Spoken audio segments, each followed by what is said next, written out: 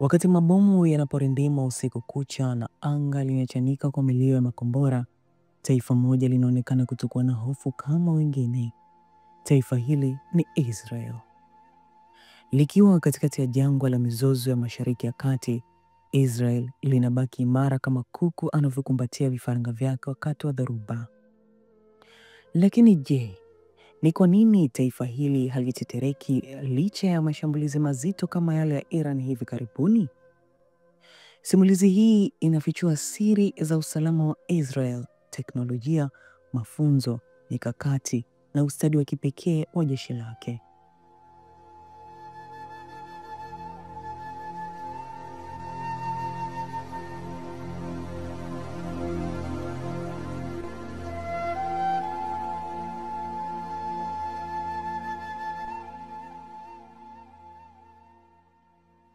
Mgogoro wa Iran na Israel si wa jana wala wa juzi, ni wa miongo kadhaa.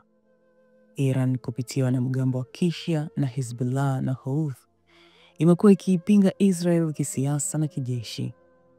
Israel nayo kwa muda mrefu imekuwa ikilenga kuzuia Iran kupata silaha za nyuklia. Mnamo usiku mmoja wa kiza kinene kwa nyakati tofauti, Iran ilirusha zaidi ya makombora na drones 300 kuelekea Israel. Mashambulizi makubwa zaidi kuwahi kufanywa dhidi ya taifa hilo moja kwa moja. Dunia ilishuhudia tukio la kihistoria, lakini lililoibua swali kuu ni vipi vifo vilibaki vinne tu? Iron Dome ni maarufu sana, lakini haiko peke yake. Israel ina mifumo mingine miwili, Davis Sling kwa makombora ya masafa ya kati, lakini Arrow System kwa makombora ya masafa marefu. Kwa kutumia AI, rada za hali ya juu na hesabu za kasi ya kombora, mifumo hii hutambua hatari ndani ya sekundi chache. Ikitambua kuwa kombora linataka kulenga jiji, linaangamizwa angani. Kama ni eneo tupu, linapita. Katika shambulio la hivi karibuni, zaidi ya 99% ya makombora yalizuiwa. Huu ni muujiza wa kiteknolojia uliojengwa kwa miongo miwili. Mashirika kama Mossad, Amman na Shin Bet huanza kazi kabla ya risasi ya kwanza kurushwa.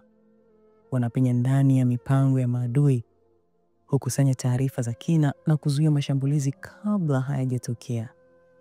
Kuna taarifa kuwa baadhi ya drones za Iran zilitunguliwa kabla hata hazijavuka anga la Iraq. Hiyo ni nguvu ya ushirikiano wa kiintelijensia kati ya Israel, Marekani na washirika wengine.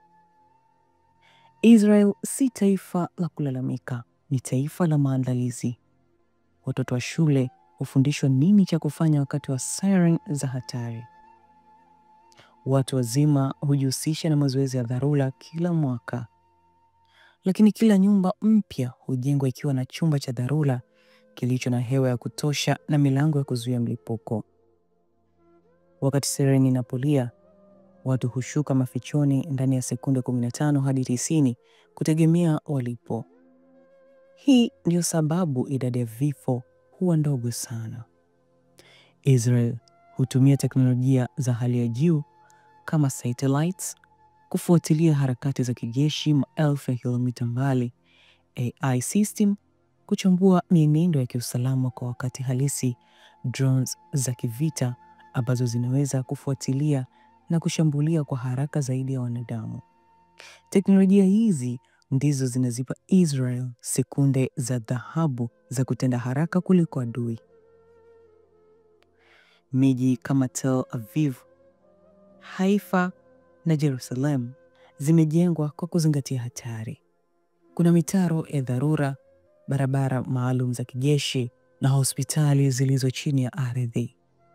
Pia huduma za uokoaji huanza kazi ndani ya dakika 3 baada ya tukio, rekodi ya ajabu duniani.